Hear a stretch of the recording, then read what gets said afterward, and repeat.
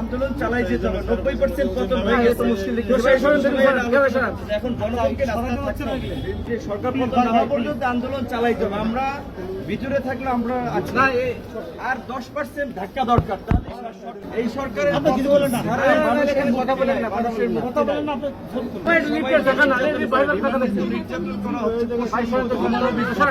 অমানবিক নির্যাতন হচ্ছে। জুলাইয়া চোখ বাইদা চোখ বাইদা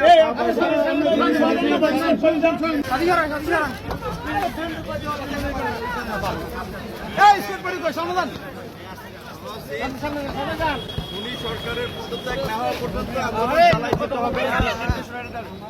সরকারের না হওয়া পর্যন্ত আন্দোলন চালাইতে হবে। আন্দোলন চলছে। 90% পতন হয়ে গেছে।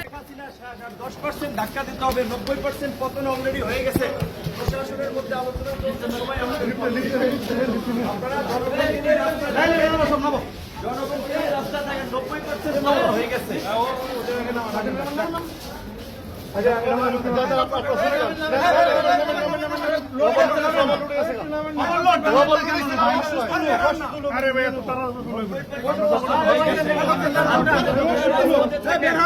প্রশাসন ইতিমধ্যে আমাদের পক্ষে দাঁড়াইছে। আর মাত্র অল্প কিছু 10% ধাক্কা দরকার। আর 10% ধাক্কা দরকার।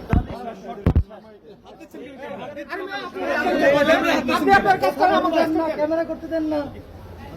এই সরকারের মানুষের মুক্তি নাই। পতন করতেই হবে। নির্যাতন হচ্ছে কিনা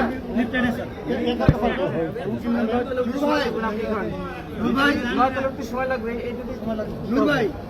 এবার রিমান্ডে নির্যাতন হচ্ছে কিনা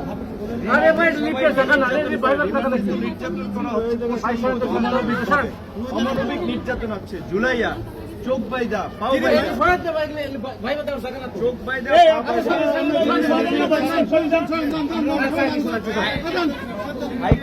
নির্দেশনা সেটাও মানা হয় না।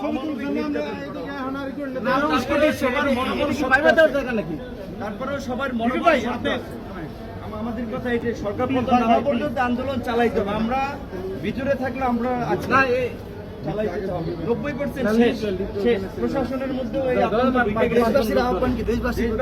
আন্দোলন চালাই যেতে হবে। 90% পতন হয়ে গেছে। এখন জনগণকে জনগণ কিছু রাস্তায় থাকলেই হবে। 90% পতন হয়ে যায়। 10% ধাক্কা দরকার। এই ধাক্কাটা চালাই যেতে হবে। শিক্ষক, কবি, শিল্পী, সাহিত্যিক সবাইকে নামতে হবে। এই আন্দোলন ছাত্রদের আন্দোলন, সকল শ্রেণী পেশার মানুষের আন্দোলন। একদিকে একদিকে ফ্যাসিস্ট সরকার ভার্সাস পুরো জনগণ।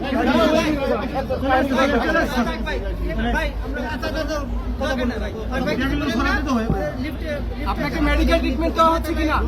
মেডিকেল ট্রিটমেন্ট কিসের? ভিতরেই মাইরা বলা